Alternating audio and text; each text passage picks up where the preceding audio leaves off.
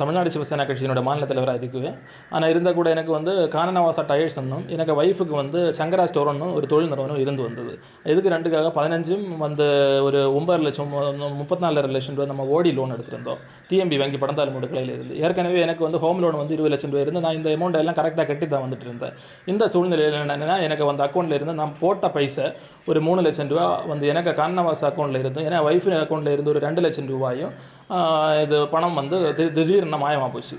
அடிக்கடி பார்த்தப்போ இடைக்கடைக்கு இந்த மாதிரி பணம் போனதாட்டி எனக்கு அந்த ஸ்டேட்மெண்ட்டை பார்த்தப்போ எனக்கு தெரிய வந்து இது சம்மந்தமாக நான் வந்து டிஎம்பி வங்கியில் வந்து இந்த மாதிரி விஷயம் நான் கேட்ட பிறகு எனக்கு சரியான முறையில் அவங்க பதில் தரல. என்ன வந்து அவங்க வந்து படிப்பறிவு இல்லாதவன் அந்த மாதிரி இந்த மாதிரி என்னை அசிங்கப்படுத்தி விட்டாங்க. இது சம்மந்தமாக வந்து நான் மேலும் இவங்கள்ட்ட கேட்ட சம்மந்தமாக காவல்துறையில் கலிகவள காவல்துறையில் வந்து சிஎஸ்ஆர் பதிவுகள் காரியங்கள் எல்லாம் இருக்குது, அது எனக்கு ஆவணங்கள் இருக்குது, நான் காட்டுறேன்.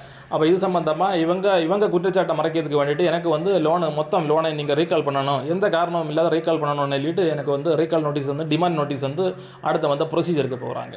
ப்ரொசீஜருக்கு போய் வந்து இந்த ஜப்தி இந்த ஒரு ரீதியில் இவங்க போயிட்டு இருக்காங்க.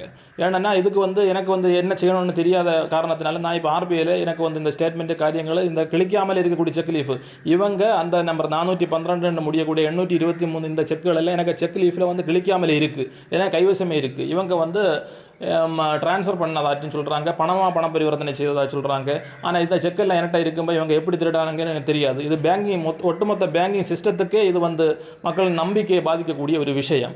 இது வந்து ஆர்பிஐ வந்து திடீர் விரைந்து நடவடிக்கை எடுத்து எனக்கு தொழில் நஷ்டத்துக்கு காரணம் வந்து நாம் இந்த டிஆர்டி கோர்ட்டுக்கு போக வேண்டிய வந்தது. 5.5 லட்சம் ரூபாய் 2 தடவையாக வந்து இவங்களுக்கு எனக்கு ஒய்ஃபு அக்கௌண்ட்டில் இருந்து எனக்கு அக்கௌண்ட்டில் அடைக்க வேண்டிய சூழ்நிலை வந்தது. எல்லாமே இந்த டிஎம்பி வங்கியின் காரணத்தினால இவங்க வந்து இந்த பணப்பரிவர்த்தனை இவங்க திருடின பணப்பரிவர்த்தனையை மறைக்கிறதுக்கு வேண்டி நாம் வந்து வந்து தொழில் நடத்தாத எனக்கு லோன் தந்தாங்க. ஏற்கனவே நான் தொழில் நடத்தி எல்லாமே தொழில் இடத்தை வந்து பார்த்து தான் எனக்கு 15 லட்சம் ரூபாய் எனக்கு 9 லட்சம் ரூபாய் எனக்கு இவங்க லோன் தந்திருக்காங்க.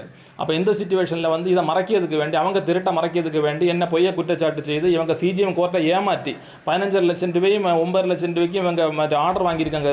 நகர்வூர் சிஜிஎம் கோர்ட்டை ஏமாற்றி ஏன்னா அதே அக்கௌண்ட்டில் இருந்து 5.5 லட்சம் ரூபாய் இவங்க திருடி இருக்காங்க. இதை எல்லாம் மறைச்சிட்டு மொத்த டோட்டல் அமௌண்ட்டு காட்டி எனக்கு வந்து ரீகால் நோட்டீஸ் வந்து நான் இவங்க திருட்ட கொண்டு வரும் என்கிற ஒரு சூழ்நிலையில் தான் எனக்கு வந்து இந்த மாதிரி எல்லாம் பண்ணி எனக்கு வீடை ஜப்தி பண்ணி எல்லாம் அபகரிக்க பார்க்குறாங்க. அதுக்கு நான் ஆர்பிஐயில் இது புகார் கொடுத்துருக்கேன். அவன் நம்பர் ஆர்பிஐ நீதியரசர்கள் வந்து அதுக்கு வந்து நம்பர் பதிவு போட்டு உடனடியாக நடவடிக்கை எடுக்கணும்னு சொல்லிட்டு எனக்கு ரிப்ளை தந்திருக்காங்க. இது ஆர்பிஐ இதுக்கு நடவடிக்கை எடுக்கும், படிப்பறிவு இல்லாதவர்கள் வந்து தொழில் நடத்தினா இந்த மாதிரி எல்லாம் வங்கி சிஸ்டங்கள் ஏமாற்றம்னு சொல்லிட்டு ஒட்டுமொத்த இந்த டிஎம்பி வங்கியில் இருக்க கூடிய ஒட்டுமொத்த காசோலை இடபாடுகளையும் ஆர்பிஐ வந்து விசாரித்து யாராவது இந்த மாதிரி என்ன மாதிரி பாதிக்கப்பட்டிருக்காங்களோ அவங்களுக்கு எல்லாம் நீதி வழங்க வேண்டும் என்று நான் கோரிக்கை வைக்கிறேன். செய்திகளை உடனுக்குடன் தெரிந்து கொள்ள உடனே சப்ஸ்கிரைப் பண்ணுங்க.